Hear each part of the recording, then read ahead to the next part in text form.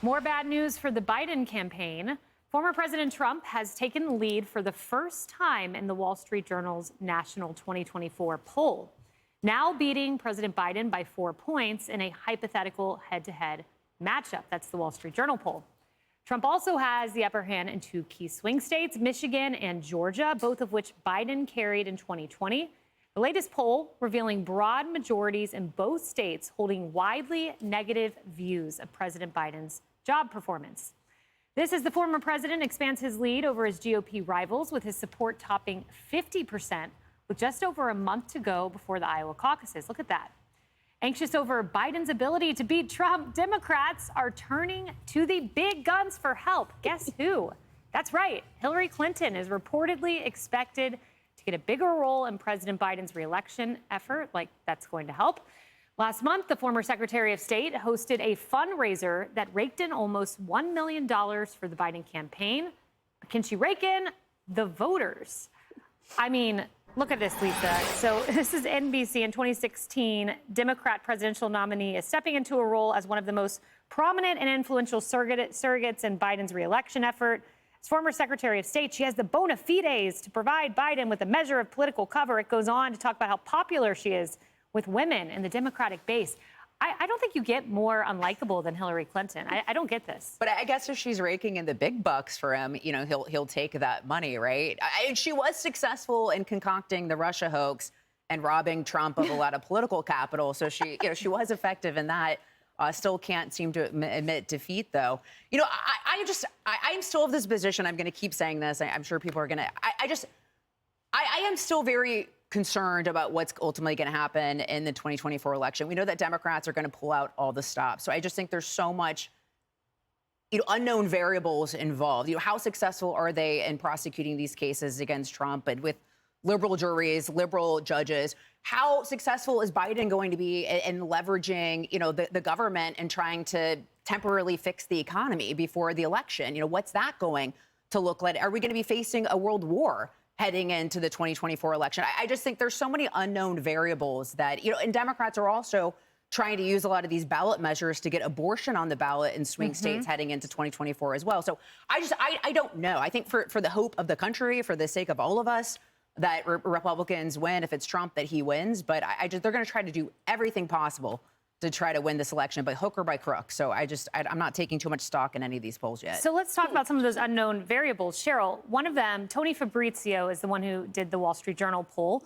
And when you look at it, he raises an interesting cohort he's looking at, and he calls it disaffected Democrats. It's 24% of voters. These are Democrats who feel hurt by the economy, and 16% of them are undecided. 7% are backing Trump. And he said this is kind of a movable group we're going to watch. Yeah, I mean, there's a couple of interesting findings from the group that you're talking about. First off, it's the economies of these Americans that were polled, and they're saying that the economics of their life don't work. That is not a surprise. We're going to get more inflation data tomorrow that's going to back that up.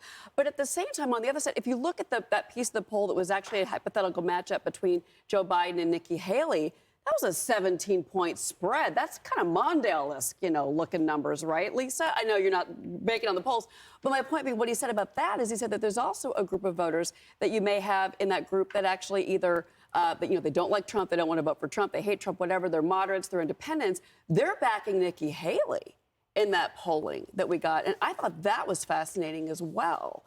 So the explanations as to why people are responding the way that they are, I think it is something to take notice of right now. Yeah. Lisa's right. Democrats will pull out all the stops. The media is going to pull out all the stops. I saw this headline this morning. Look at this, Emily. Okay. NBC headline, why Americans are going hungry despite a strong economy.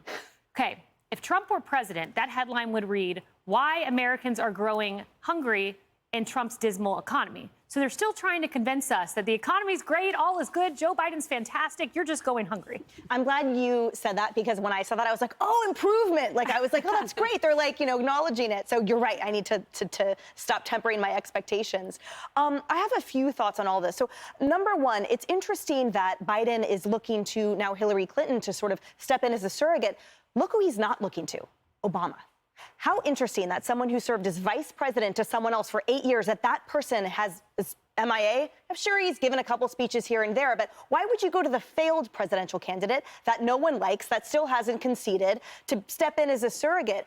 And secondly, the reverse of that is, why don't you just reflect on your policies? Oh, that's right, because they're totally failing and destroying America. So I note that, to your point, sort of, he can sort of try to rope in whoever he wants, and all of them will be misguided. But at the end of the day, Americans are dissatisfied with the policies that are negatively impacting all of us. And until they rectify that, until they acknowledge that, I agree, by hook or by crook, they'll try anything, but it would sort of be nice if they would look in the mirror and say, here's what's not working, the economy that I've destroyed and everything else. And maybe that's what we will start to affect change in, and then that's something that we can cite. Until now, he's just identifying a million other surrogates and TikTokers and people to say a falsehood to the American people that we know is false, because we have our wallets and we have our kitchen tables. Lee, is Biden even going to be the guy? We'll see. Right. Lee, I wanted to come to you, having heard all of this, the caveats on the polling. You represent to me what is a bright spot in what was otherwise a very dismal red wave. It didn't become a red wave, but New York trended red. You came very close to winning your gubernatorial race. You could argue the House majority was through New York. So what do you think when you hear this? You had success here. Will we have success nationwide? There's a lot of disenfranchised Democrats who are tired of Democratic policies. They have issues that are more important to them than blind partisan loyalty, and they are ready to hear conservative solutions. Now, conservatives can't make a bad assumption in thinking that these Democratic voters are just going to naturally come our way. We have to show up in cities, talking to these Asian American parents about their kids' education, talking about school choice, having safe streets. Go talk to the Dominican community here in Manhattan about the need to have safety at the bodega, or that black parent whose kid is trapped in multi-generational poverty, and there's a good charter school that's only a half mile away, and they're wondering why their kid can't go there, instead trapped in a poor-performing public school. There's an opportunity for us, Republicans, conservatives, to be able to win, to earn the support of longtime Democratic voters. But we can't just assume they're coming our way. We have to work hard for it. You're seeing it in the polling. Hillary Clinton's not a closer. Maybe she does help raise some money. For the Biden campaign, they'll take it. Maybe Terry McAuliffe's best advice is, well, you really should bring in Randy Weingarten maybe to close it. I don't know how many closers they really have on their side at this point. But there is a great opportunity to be able to save this country, but it's not going to happen on its own. There's a lot at stake. We'll see. They might bring down interest rates. They might try to do some stuff that might have impact on the economy through government policy. We'll see what happens with foreign policy, what happens in Ukraine and the conflict with Russia, what happens in Israel. Things can get better or worse out of our control. Issues can change. But as of right now, if the election's today, I think that Joe Biden's a goner. Can I throw in a quick final point? Excuse me for this, but I forgot to say, and I think it bears worth underscoring, that the lead widened between Trump and Biden when you threw in 6 potential third-party candidates. So to your point, everyone in the Democrat Party, when given an alternative, flocked overwhelming to those alternatives. Yeah. Anyone but Biden. Yet another X factor in this election. Well, Republicans, my word of advice, offense only. That needs to be the motto of the election, offense only. Hey everyone, I'm Emily Campagno. Catch me and my co-hosts Harris Faulkner and Kaylee McEnany on Outnumbered every weekday at 12 p.m. Eastern, or set your DVR. Also, don't forget to subscribe to the Fox News YouTube page for daily highlights.